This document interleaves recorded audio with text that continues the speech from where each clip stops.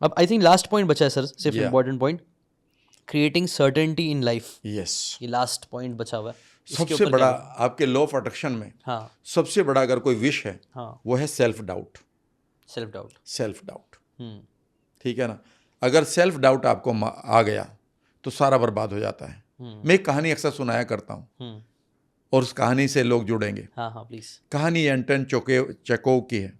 Anton Chekhov was a very good story teller. अच्छा, and two और उसकी एक कहानी है जिस कहानी को मैं आपको सुनाता हूँ। हाँ 2-3 मिनट की है। हाँ हाँ प्लीज। उस कहानी में एक बस जा रही होती है, उसमें कुछ लड़के लड़कियां हैं और वो किसी पिकनिक स्पॉट पर जा रहे हैं। और पिकनिक स्पॉट पर जाते हुए एक जंगल में जाते हैं, फिर पहाड़ी के पास जाते हैं और वहाँ एक बहुत बढ़िया उन्हें एक पैलेस दिखाई दे, पैलेस नुमा एक कोठी दिखाई देती है, मकान दिखाई देता है और जो खंडर हो चुका है। बच्चे वहाँ देख घूमने जाते हैं, लड़के लड़कियाँ जो बस में एज ए टूरिस्ट जा रहे हैं, वो देखते हैं यार कितना बढ़िया ये मकान है, यहाँ कौन रहता होगा। और तभी देखते हैं कि एक बूढ़ी औरत वहाँ से निकल कर आती है, अंदर से पीछे से। वो कहती है कि क्या देख रहे हो, तुम कौन हो। बच्चे पूछते हैं, वो कहती है मैं इसकी देखभाल करती हूँ। कब से हो। मैं बहुत दिनों से हूँ। तो वो पूछते हैं कि ये मकान किसका है और ये खंडर कैसे बन गया। और यह यहाँ से कहानी फ्लैशबैक में जाती है। अच्छा। और अचानक एक सीन आता है कि एक यंग लड़का है और शाम का वक्त है, रात का, वो अपनी कार को पार्क कर रहा है और वो दरवाजे पर घंटी बजा रहा है। और ये महल बहुत खूबसूरत है। करीब 30-40 सेकंड तक वो घंटी बजाता है, वो दरवाज़ा नहीं खुलता। फिर उसकी वाइफ दरवाज़ा खोलती है तो वो उसे शक होता है कि इतनी देर में इसने क्यों खोला। तो वो कहता है कि आपने ये दरवाज़ा क्यों खोला इतनी देर में। उसने कहा कि मैं ऐसे ही कपड़े वपड़े चेंज कर रही थी और मुझे सुना नहीं दिया, देर से तो नहीं खोला। तो इधर उधर देखता है कि वो पूछती है कि क्या देख रहे हो। वो कहता है कि यहाँ पर कोई है, इसीलिए आपने दरवाज़ा देर से खोला है। वो कहती है यहाँ कोई नहीं है। एनीवे वो बेडरूम में जाता है और जैसे ही बेडरूम में जाता है तो एक वहाँ कबर्ड होती है, एक अलमीरा होती है और उसकी जो की रिंग है वो हिल रहा होता है। वो कहता है कि इस कबर्ड में कोई छुपा हुआ है, ये तभी चाबी का जो छल्ला ये हिल रहा है। वो कहती है यहाँ कोई नहीं है। वो आदमी कहता है मैं दरवाज़ा खोलना चाहता हूँ इसका, I want to open this cupboard. उसने कहा खोल सकते हो लेकिन मेरी शर्त है, अगर इसमें कोई हुआ तो भी जो भी सज़ा आप देंगे मैं लेने को तैयार हूँ। अगर इसमें कोई नहीं हुआ तो मैं आपको हमेशा के लिए छोड़कर चली जाऊँगी, चॉइस आपकी है। और वो असमंजस में पड़ जाता है। तो एंटोन चेकोव ने दिखाया है कि थोड़ा सा असमंजस के बाद में ये तय होता है कि चलो एक काम करते हैं, इस राज को राज ही रहने देते हैं, इस कबर्ड के सामने आज एक दीवार खड़ी कर देते हैं। तो दिखाया जाता है पिक्चराइजेशन करके, एक दीवार खड़ी हो जाती है, यानी कि कुछ लोग आते हैं, वो दीवार बना रहे होते हैं और दीवार के पीछे वो कबर्ड छुप जाती है हमेशा के लिए। वहाँ पेंट कर दिया जाता है, सब बंद हो जाता है। और यहाँ से कहानी एक बार फिर प्रेजेंट में आ जाती है। वो बूढ़ी औरत सामने खड़ी है और वो लड़के लड़कियाँ वहाँ खड़े हैं। और तभी एक कैंडिडेट पूछता है कि क्या उस रात उस कबर्ड में कोई था, तुम तो सब जानती हो। और वो लेडी कहती है हाँ। अच्छा। और अचानक शांत हो जाते हैं सब लोग। फिर धीरे से एक आवाज़ आती है कौन था। और वो कहती है शक का भूत, the doubt of ghost of doubt. जीवन में याद रखिएगा, जब भी आपके पास शक आ गया तब सारा का सारा सत्यानाश हो गया।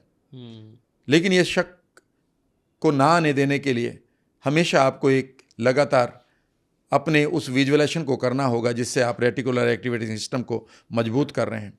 हर रोज़ आपको एक रेफरेंस याद रखना होगा कि कल सूरज मेरे लिए ज़रूर निकलेगा, कल मेरे लिए ज़रूर अपॉर्चुनिटी आएगी। मैं अनलिमिटेड पावर किताब में एक रेफरेंस को पढ़ रहा था, एक कहानी को पढ़ रहा था जिसमें उसने बताया कि एक आदमी को जिसको पता था कि यहाँ पर 400 मिलियन डॉलर का खजाना सोना पड़ा है, कोई शिप डूबा था किसी जगह पर, और एक आदमी अपनी टीम के साथ रोज़ाना गोता लगाता था और फिर शाम को बाहर आते थे और कुछ नहीं मिलता था। तो वो ये कहता था कल ज़रूर आएगा, ठीक है ना, कल निकलेगा। पता है वो कितने साल तक इस सेंटेंस को लेकर उसने अपनी टीम बनाए रखी और कितने साल तक वो अपने इस बिलीफ के साथ डुबकी लगाता रहा, गोते लगाता रहा। 16 साल तक वो रोज रेगुलरली आता रहा, जाता रहा पानी में और ढूंढता रहा, एंड दे गोट इट। अच्छा, मिल गया। हाँ, छोटी सी और घटना बताता हूँ बस लास्ट, ठीक है ना। व्हाट यू कैन डू, अगर आपको ऐसे में हमेशा याद रखिएगा, जब आप 2025 की जर्नी को लेकर चलें तो हमेशा मैं सबसे कहूँगा कि एक मेंटोर को ज़रूर ढूंढें। मेंटोर के बगैर कई बार आपके पास अनलिमिटेड पोटेंशियल होती है, पर मेंटोर के बगैर वो अलाइंड नहीं होती। मैं वायोमिंग के फुटबॉल क्लब की एक कहानी पढ़ रहा था एक जगह। एक खूबसूरत कोच थे, आई थिंक इसका टिम जॉकी नाम था उस कोच का, बहुत पॉपुलर थे, और उनकी टीम हाफ टाइम में जो हार रही थी, स्कोर था वो 36-0 से हार रही थी, यानी कि 35 मिनट में 36 गोल हो चुके थे उसकी टीम के ऊपर। अरे बाप रे। जब वो हाफ टाइम हुआ तो वो पूरी टीम आ गई, गर्दन लटकी हुई थी, मानो वो गेम हार चुके हैं, और उस आदमी ने उनके अंदर एक यकीन डाला। उन्होंने सिर्फ उसकी स्टेट पे काम किया, उनके डाउट को हटाया, जो भी उसके पास 5, 7, 10 मिनट 15 मिनट रही होंगी, और उसकी टीम ने दोबारा खेलना शुरू किया, और जो मैच ख़त्म हुआ वो 72-36 था। अरे बाप रे।